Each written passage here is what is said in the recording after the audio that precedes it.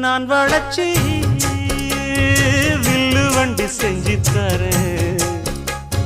வண்டியில வஞ்சி வந்தா வள்ளச்சி கட்டி